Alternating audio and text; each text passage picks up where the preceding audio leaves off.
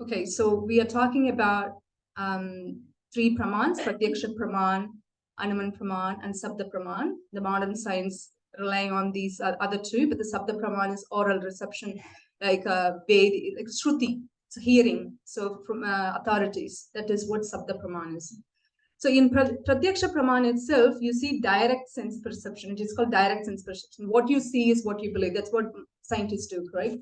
So they don't believe on anything you don't see. And there was a joke as well. Scientists didn't agree with God's existence. So the little boy was telling him, scientists were saying, do you see God?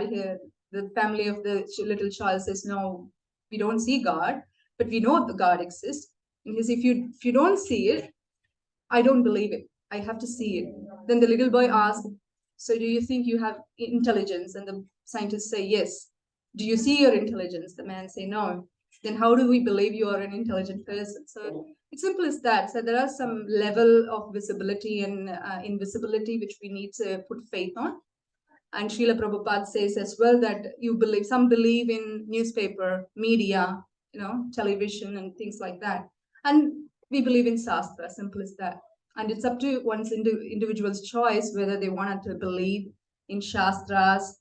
And if it is contradictory to the modern science, they just think that this is mythology. Hinduism is mythology. First of all, we are not Hindus. We are mankind following the religious principle. No meat eating, no illicit sex, no intoxication, and no, what was the other one? No gambling. Yeah. So we just follow those principles to avoid sinful activities. That's simple as that. And any human being, he should be able to discriminate good and bad. Correct? So here, the next example is, you can see, so the first picture, you can see whether it is parallel or not. What do you think? The lines are parallel or not parallel? Not parallel. Actually, it is parallel. It is illusory image, right? So we have this imperfect senses. We see one thing, but actually that image represents something else, right? And then there is next picture asking about count the elephant's leg. I'm not going to ask you to count, but it is what it is, right? So it is complicated. Sometimes we see things and we believe that, and then we lead our life towards our belief. But when someone else says something different from our belief, then it is our choice whether to be accept. Or the other thing is that's where the authorities come in, where the knowledge is coming from, where the source of information is coming from. So illusion, next one is, the first one is imperfect senses. The four imperfect, like elements within us. That first one is this imperfect senses, and the second one is illusion. So the illusion and the last one also coincide with each other. So here we see mirage. In India, you see that when it's a hot day, you're driving, you see at your friend in the front of your road, you can see the mirage, like a fire going on above the road or something like this. The first picture. And in the desert as well, you can see the mirage, but that's not it is. That's not true. And committing mistakes. So we have this propensity to commit mistakes as well, right? So how many of you here don't commit any mistakes? Yeah, it is very safe to say that we all commit mistakes in one way or another, right? And here, what happened once long time ago, the plague, I don't know if you heard that news, it was a very old story.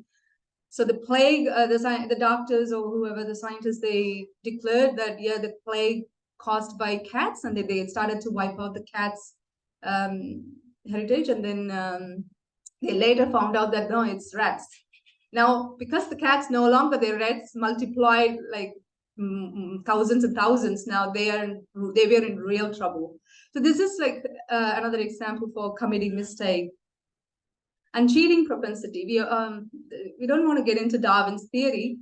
People still believe in Darwin's theory, even though the fossils proven or attempted to be proven was proven back false, by the authorities. So what happened in 1912? Charles Dawson, he and his colleague wanted to prove that there was a link between the ape and Charles Darwin told that we all came from ape. Okay, and I know there was a joke about it. I'm not coming. I don't come from ape. Maybe you are. Whoever believes you are. Like, so there are 8.4 million of species as per Srimad Bhagavatam, and 400,000 species of humankind. And why a humankind, one of the kind, has to come from the ape, and why it doesn't do the evolution anymore in that way? Why it has to stop? And even it was so funny. If you want to get some free, if you want to free your mind, if you're stressed and if you want to relax yourself, read Darwin's book. It's so funny how he talks about the giraffe grow his neck because he was just trying to pick the leaves from the tree. Come on, you know, it's all like a fairy tales. So we are not going into the details of it. But Charles Dawson and his colleague, they wanted to prove there was a link between the ape and the human. So they produced, I shouldn't have said that already, that they brought the skull, the jaw, skull and everything, that actually the link, there was a missing piece. And they did the test, everything in the lab, and they agreed and they declared, yep, we got everything. The fossils, so we confirmed that this is what it is. Whatever Darwin's theory was, it is true. And then 1949, luckily new dating machine came, and then they wanted to check the dating of how old the skull was and everything, and they found out that was most recent, only 50,000 years old or something like that. And also they found out the jaw was coming from the different species, the skull itself was coming from the different species. There was no connection, so they said that the Piltdown was a village where they brought the skull from, and it wasn't audacious, fake, and a sophisticated scientific fraud. So they declared like that. So yeah, there we go. So we have this cheating propensity. Next one is Anumana Praman. So you see that we, you know, if you look at this example, we just make guessworks. You know, if A is equal to B, then C is equal to D. That's something like you're proving yourself from one guess to another guess. Okay, so this is guesswork. So here, the blind men were given an elephant, and they don't know, they have never seen an elephant, and they were asked to touch the elephant, body of the elephant, and tell what it is. And they each about 7 or something blind men, excuse me, they were touching the body of the elephant. Each person was touching one part of the body, each part of the body, and they just correlated with their past experience, and they tried to convey that message. Oh, this tail looks like an elephant, a snake or something, for example, and the tusk looks like some arrow or something like that. So different kind, whatever the experience they had, they came up with all these example or the names of the part of the body. So that's Anuman Praman. That's not going to work either in all cases. So Sabda Praman is what we believe in, that is Shruti, that is authority, the source of authority, where we hear the knowledge from. So that's where we should go towards. Now we are entering into the real subject, cosmology. So that has 3 sources. So one, you can get this cosmological knowledge from Shastras like Purana, which is Srimad Bhagavatam. And the other one is you can get it from Surya Siddhanta. The Surya Siddhanta also gives Jyotisha Shastra, so the horoscope and astrology, that thing. And modern science, of course, modern science also has their own cosmology, study of cosmos. Now, again, so what is your vision? Whatever you wanted to learn or look at it, what is your vision? And where you are looking at, the perspective. So what is your perspective? Like, what do you want to look it for, and purpose as well, the intention and then purpose, and where you're looking at. Like one time there was psychological study that there was a mountain and there was number 8. It's not a mountain itself, there was a figure like a mountain. They set it up in 3D or something, and then they ask you subjects to tell what they see. So the same number 8, everyone saw differently. For example, this doctor saw the number 8 as a DNA, symbol of DNA. And the other person saw 8 as something else, infinite or something. So everyone saw, wherever they saw it from, that's how they perceived it, and that's what they believed it, and that's what they conveyed it as well. So this is the problem with this knowledge. When we get the knowledge, we have to always assess or validate the source of knowledge. But again, you see, Shastras, we don't have the, like, we already have imperfect senses, which we've discussed it. We have imperfect senses, illusion, cheating propensity, making mistakes. Now, we have this much setbacks, and how can we validate some Shastrical information, right? So therefore, we do not have the knowledge or power or the credibility to validate Shastrical information, one. Two, again, for the same reason, we cannot disprove Shastrical statements either. Therefore, what should we do in this instance? What do you think we should do? So you can't disprove it. You can't validate it.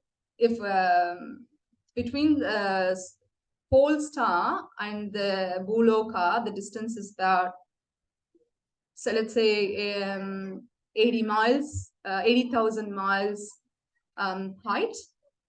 If I say that, are you going to validate it? Can you validate it? Say, okay, you can't validate it. Can you disprove it? All right. What should you do then? Sorry? Yes, just accept it. Just put your faith, Shraddha, and just accept it. So that's the easier way. Prabhupada also gives an example. The child wants to know who is the father, simple way to ask the mother rather than going to do DNA test on every neighbor, which is very insane, you know. So you just put the Shastra is like our mother. Krishna is our father. When Krishna says Vedasya Sarva Mahameva Vedye, he says Vedas come from me. And the purpose of Vedas to know about me and come to me. When Krishna says that, he's father of not just our nation, but for the entire creation, material and spiritual. So therefore, we just accept it. And this interesting sloka there in Svetesvatara Upanishad says, only unto those great souls who simultaneously have implicit faith in both the Lord and the spiritual master, or all the imports of the Vedic knowledge automatically revealed. See, one doesn't have any faith. They just hear it. They don't have faith. What happens is that knowledge will not be actual meaning or the purpose. It will not be revealed to that person. So he has to have that faith towards not only Krishna, but also Guru, who is giving that information. Then he will understand what is told. So we are in this one of the multiverses. So we have Shastra say, Srimad Bhagavatam say, Canto 5. It especially talks about Vedic cosmology from chapter 16 to chapter 26. There are multiple universes. So they all emanate from Karana Dakshayi Vishnu. And Karana Dakshayi Vishnu, there are 3 Vishnus. Does anyone know? Who are the 3 Vishnus? Karana Dakshayi. That is Mahavishnu. Yeah. Garbho Dakshayi Vishnu. And then third one, Kshiro Dakshayi Vishnu. So sometimes we say, oh, Vishnu is one, Shiva is one. No, there are multiple Shivas, multiple Vishnus. They have their own role, but they all come from Krishnastu Bhagavan Swayam.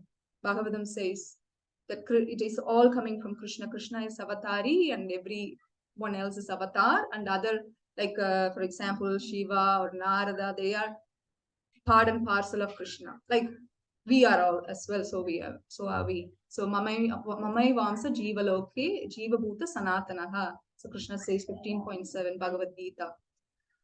So here, if you look at it, Karana Dakashayi Vishnu, lying on Castle Ocean, which is Karana Ocean. And from him, unlimited universe is coming, not just 10, not just million, unlimited universes coming out of his pores when he breathes out. When he breathes in, everything goes and rests within his body. And if we look at one, we are going to zoom in and continue to zoom in until we see where we are. Okay. So this is the Golaka chart or Vedic cosmological in this position where it covers 3 parts. One is the spiritual world at the topmost. And the spiritual world itself has 2 parts. If you look at it, sorry, the image is not so clear. The top one is where Krishna and Radha reside, and the gopis and the gopas and cows and Mother Yashoda and everyone, they continue to play the pastime over and over again. So that's where they enjoy and continue to enjoy. And below that blue color, that is Vaikuntha Loka, unlimited Vaikuntha planets are there. Like, for example, if one is devoted to Lord Ram, then they go to the Vaikuntha planet that has presiding deity as Ram. Similarly, Varahadev and who else? Narashimadev and so on and so forth. And below that, you see that there is a spiritual sky, Vraja river dividing the spiritual planets and the material planet, the one below. And let's zoom in. This is one universe. So there are multiple universes. We are going to look at only one universe, and we already saw Mahavishnu, where the universe is coming. So we got the universe. Inside there is Garbho Dakashai Vishnu, where he is from the navel of Garbho Dakashai Vishnu, the lotus stem sprouts, and from the flower of the lotus, Brahma comes. So Brahma's father is Krishna. So that is Garbho Dakashai Vishnu in this case, technically. And you can see Brahma is the creator. That's what we were told, but Brahma is the secondary creator. So all the ingredients to create the material world was given to Brahma. Like, for example, when I wanted to cook, my mother gives me all the ingredients, whatever I needed to make sambar or something, chutney. And then I shouldn't be puffed up and saying, oh, I did everything. I got the recipe from my mom. I got the ingredients from my mom, and I got the tools and resources, everything. But I'm just secondary creator, right? So that confirmed by Brahma to Narada Muni. Narada Muni asked Brahma that we all know that you are the creator. Then Brahma stops Narada Muni and say that no, that is not true. And he tells all this. Okay, I'm the secondary creator, but Krishna, that Garbho Dakashai Vishnu, is where I come from, but Krishna is the original creator, even for the three Vishnus and Shiva. And if you divide a circle into 4 parts, 3/4 of the part covered by spiritual creation, spiritual world, and only 1/4 is the material world.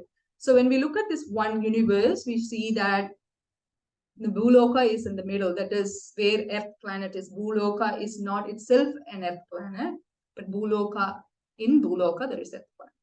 Okay, and there we have India, Australia, and everything. So Bhuloka, we know the 14 planetary system, right? There is 6 above and then 7 below.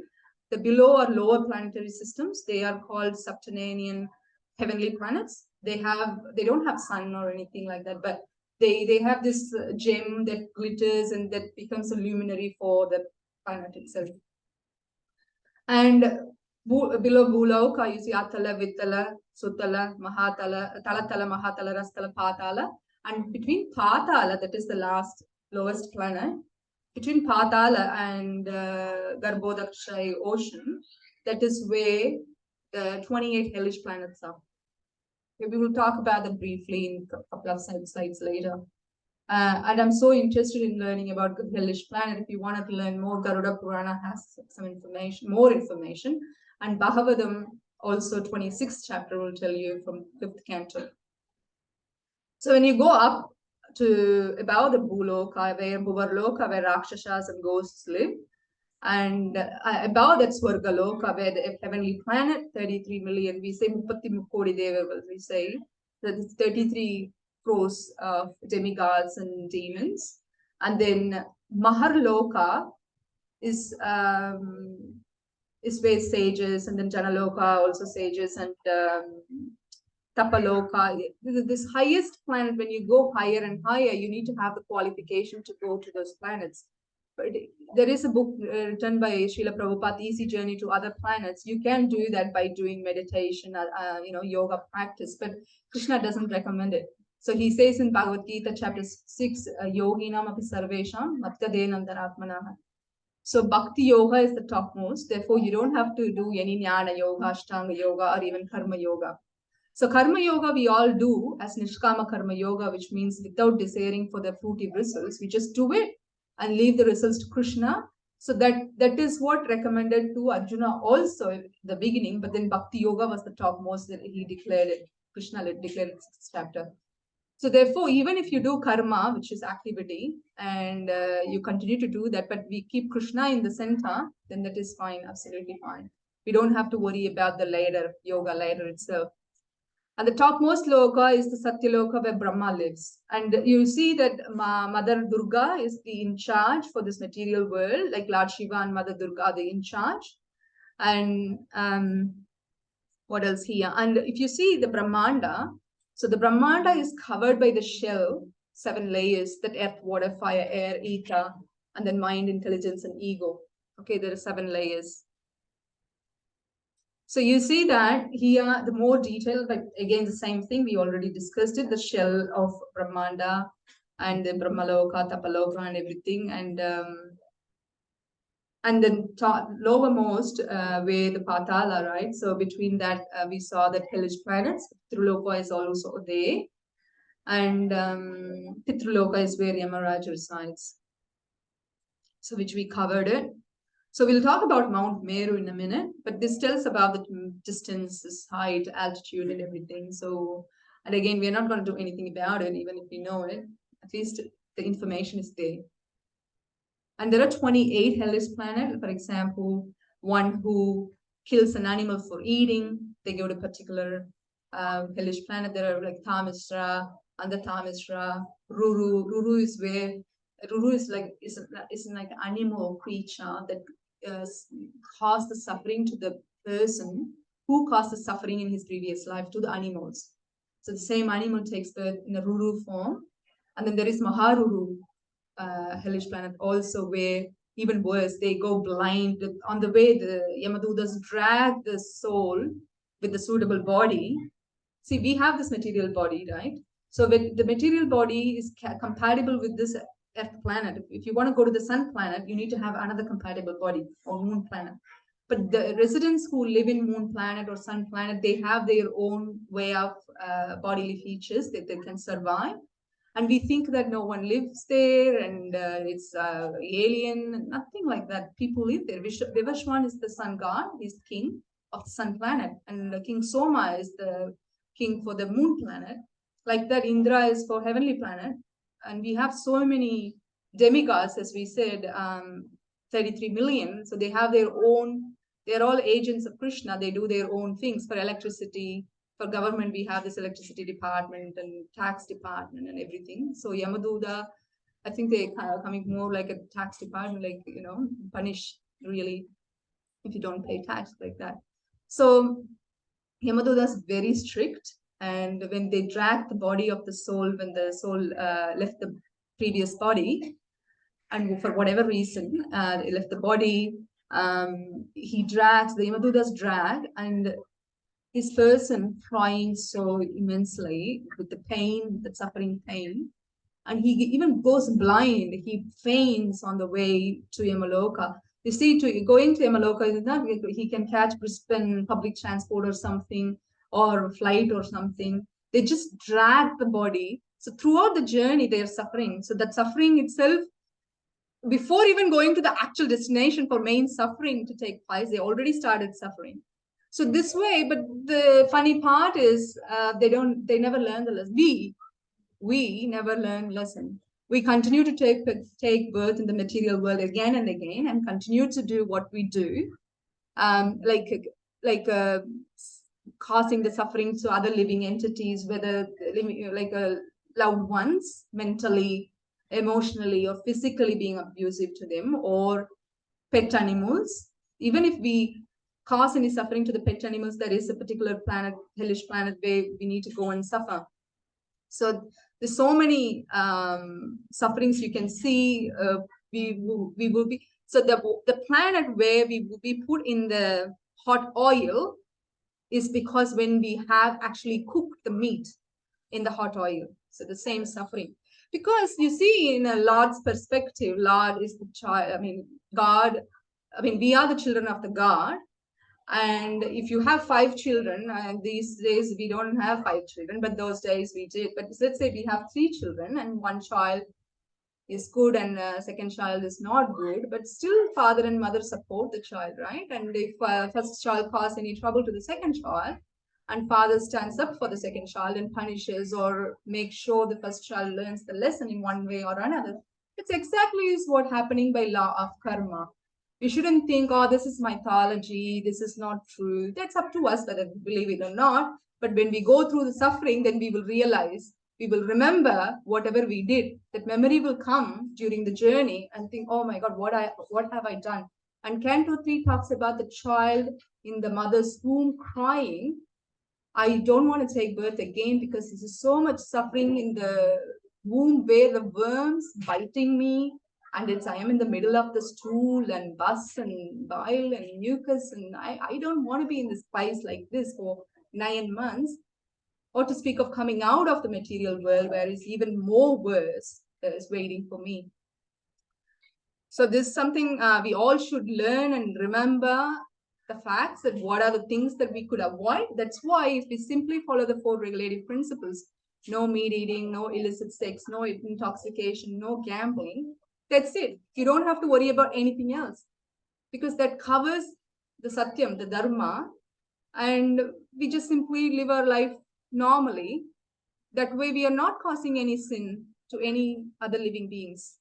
Okay. For Krishna, everyone is child. He want to make sure the justice is given to every living entity, whether it is an ant or Brahma. Okay, we can see little ant, I'll just crush it. Just play with the ant. Play. Who is that Muni? I forgot his name.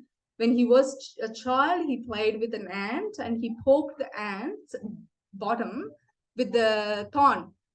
And when he became a sage, he was just living normal hermitage life. And what happened? Yamadutas brought the thieves as well as the sages, because thieves were hiding in the hermitage, the sages' hermitage. They brought everybody to the Yamaloka. No, the king's servants brought all of them to the king's abode to punish them by putting a pole inside the excavatory part, and it will come up to the mouth. So that means already that man is dead by the time it comes. That's the suffering that they will give, the kings give when their mistakes they have made in the kingdom. So the sage has the power, ascetic power. He went to the Yamaduta and said, but finally they found out the sage was not part of the gang, and they released the sage at the last minute, and the sage became very angry at Yamadutas because he has the knowledge. Only Yamadutas give this kind of punishment through the messengers like king or government or anything like that. Remember, when we go through suffering that is coming directly from because of law of karma, it's not because of from the person. The person is like a postman delivering you the message or giving you the money order or whatever. So yeah, and then Yamaraj said, well, because you did that when you were a child. I was innocent, but still the punishment is there because he did a lot of good pious activities, so he was released. But it will never be nullified because you did 25 good things and 14 bad things. 25 minus 4, 14. No, it doesn't work like that. So you enjoy for 25 good things, you suffer for 14 bad things. That's going to continue until we do bhakti, which is akarma. So vikarma is bad karma, karma is good karma, or shukarma is good karma, and vikarma is what we should aim for. Simply devote our life to Krishna. That means it's not like you go to the forest and just chant or meditate. It's just that keep Krishna in the center, do your activities in a regulated way. So yeah, we are not going to go through all this. So one thing is interesting though. So we have this middle of the Bhuloka is called, there is a Mount Meru mountain. It's made up of gold. See, we have Mount Meru in India also. That is not this Mount Meru.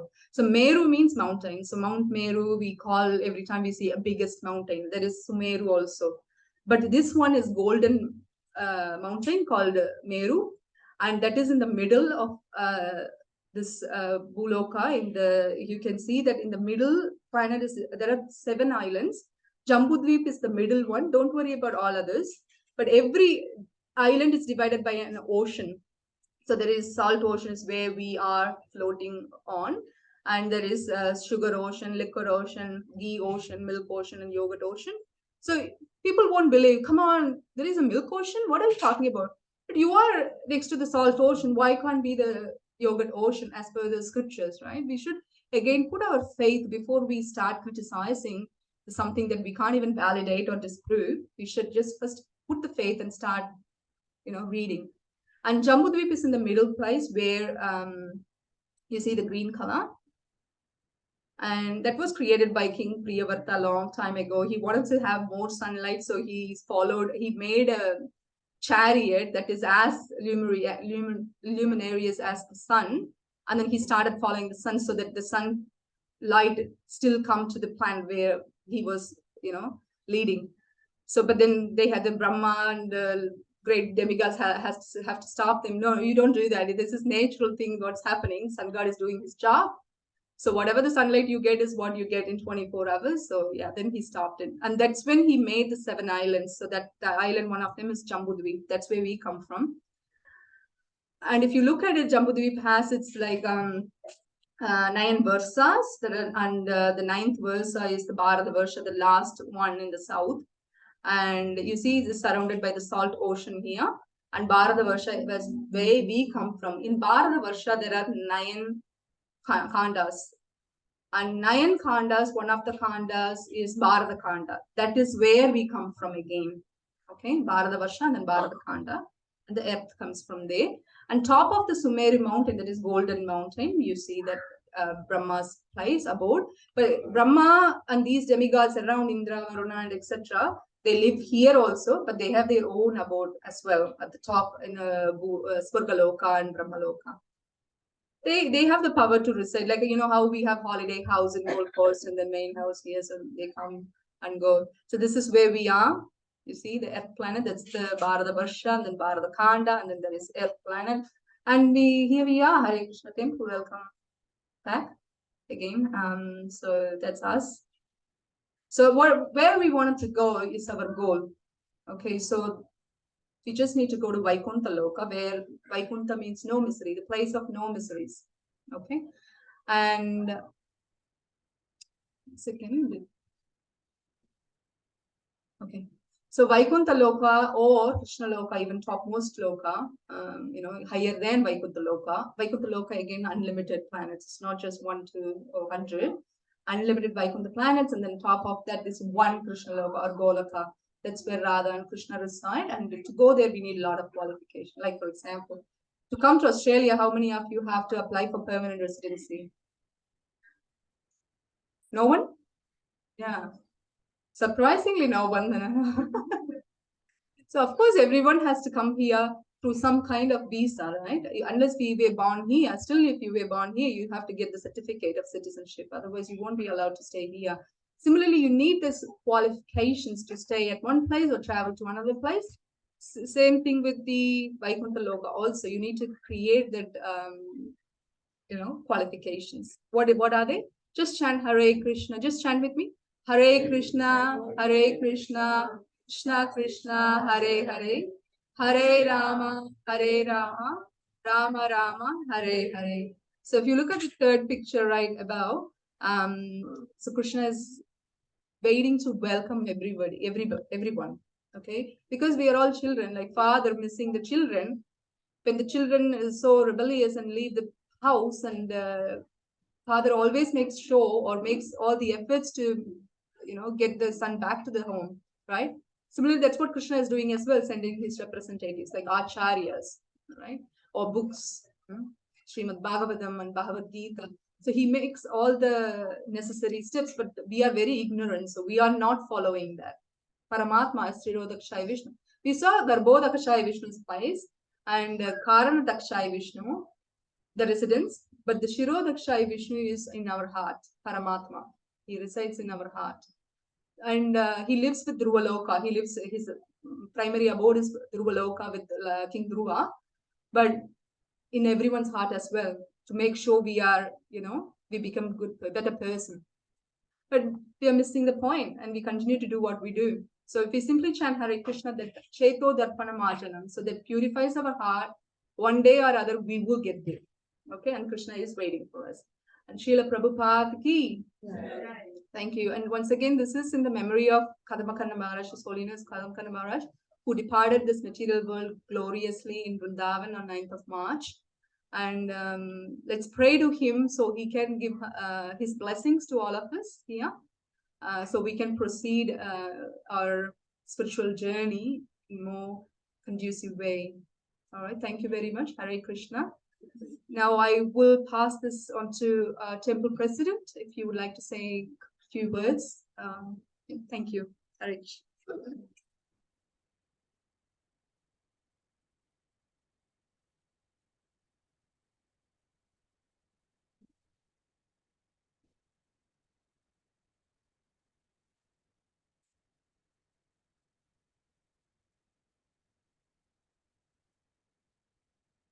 Hare Krishna, everyone. Does anybody here know who Padamabhakana Swami is? Anybody who's heard of Padamabhakana Swami, the person here on the slide? Okay, a few of you have. Okay. Out of those couple of devotees here who know him, have any of you ever had some interaction with him? Some interaction, yeah. He has visited here a few times. Yeah. No. Do you have any story to tell? All right, I have a couple of stories to tell. So just to put this in context, for those of you who don't know him, His Holiness Padamabhakana Swami was a leader in ISKCON, and he was an initiating spiritual master, a guru in ISKCON. And he had a very big impact on ISKCON society. And just recently, he unfortunately passed away. He had been diagnosed with cancer, and that over some time that condition deteriorated, and recently he passed away. And right up until he passed away, he was still trying to communicate with his disciples. He was still chanting, even though it was so difficult in that situation to chant. He was a brilliant and amazing devotee. So I just wanted to say a couple of words about, in honor of him, as all ISKCON centers around the world, I'm sure, are also honoring Maharaj for his contribution to Srila Prabhupada, to Sri Gauranitai, to spreading knowledge about Krishna all over the world. He traveled all over the world. He traveled in places where he was given great honor, but he also traveled in places where nobody knew him at all and wouldn't bat an eyelid at him. So I knew him before he took sannyas, the renounced order of life, and became a Swami. I knew him before that when he was a brahmachari. Brahmachari means a celibate monk. And at that time, I was a young boy, and I was living in Vrindavan, in the Gurukul there. So I was studying in Vrindavan in India. And he was the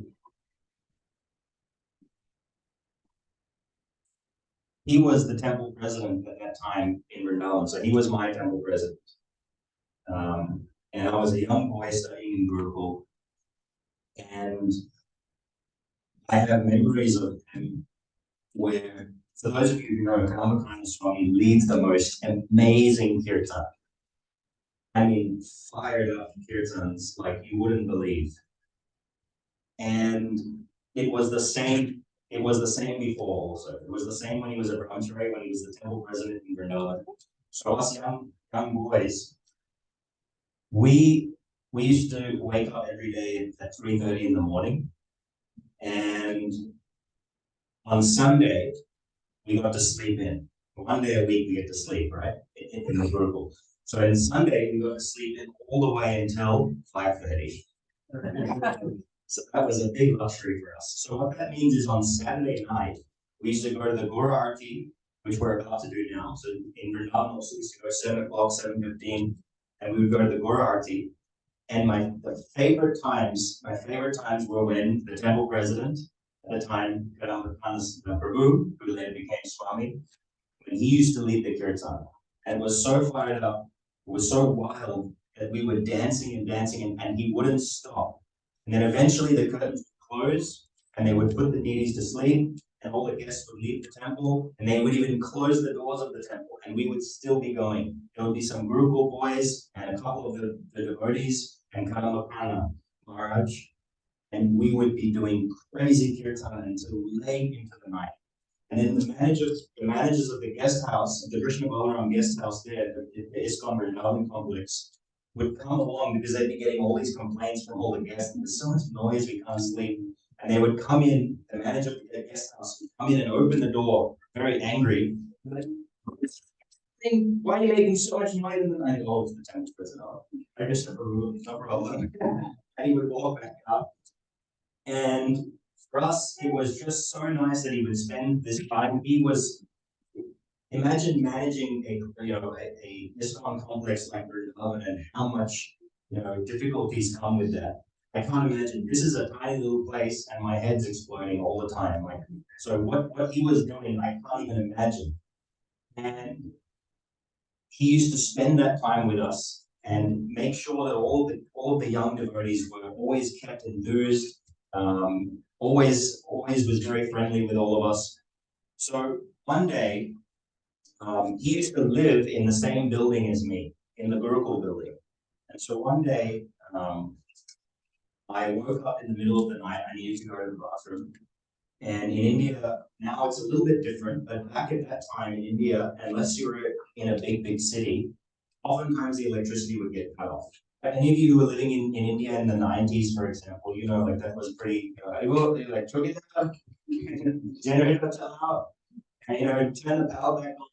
And so this was a normal thing. I wake up in the night, the electricity was gone. So I'll go back to sleep and I'll wake up and the light's back, because otherwise I can't see where I'm going and what I'm doing. So I'll wake back, I'll wake up in a few, maybe in half an hour, and I'll try again. So I fell back asleep, and I woke up, and I got up, and the electricity was back.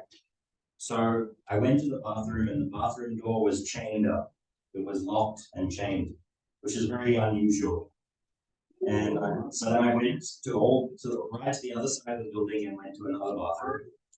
And then the next morning, 3:30, we wake up, we go to Mangalarti, and after the Mangalarti, we always have announcements that how much prasadam was distributed, how many books about Krishna were distributed, how much services different people did, what all the success stories that were happening, within ISKCON. But this morning, it was very different feeling. It was very sober, and it felt like something serious had happened. And they made the announcement that the temple president, Kanamakana Prabhu, had been shot at night. And it happened in that same bathroom where I was about to go to. And they had cut, a hitman had come in, they had cut the electricity, and they'd gone and shot him in the dark. And they timed it, they shot him in the dark. And if I had gone to the bathroom at that time, I probably would have run to them. Somehow, Krishna came in to say, you just go back to sleep. Now, he was giving his entire life to Srila Prabhupada, to Krishna, to ISKCON, and still this kind of thing happened. And what did he do? He didn't give up. He didn't say, you know what, this is crazy. I can't do this anymore. People are trying to kill me for it. Because there was a lot of local mafias like gundas and people trying to take land. There's oftentimes, I'm sure you've all heard similar things happening, trying to take back land or take control of things. A lot of corruption happening. And he almost lost his life. But somehow Krishna protected him, and he recovered, and he later on took sannyas and became a guru. And still, he continued to dedicate his life traveling all over the world, preaching about Krishna, teaching Krishna consciousness philosophy, the philosophy taught by Srila Prabhupada to everyone all over the world. And he has made a huge impact in the lives of many, many, many thousands of people from all different nationalities and countries around the world, people from all different language backgrounds, people from all different religious backgrounds and socioeconomic backgrounds. And he's made such a huge impact on the entire world. And so today we honor him and we remember him. And for those of you who have never met him, I would invite you to search his name on Google, Kadamba Kanana Swami. You can hear amazing kirtans and beautiful talks that he gives about Krishna conscious philosophy, and learn something about this great personality that we have recently lost in ISKCON. So His Holiness Kadamba Kanana Swami ki, Srila Prabhupada ki, Sri Bhaktivedanta ki. Thank you very much.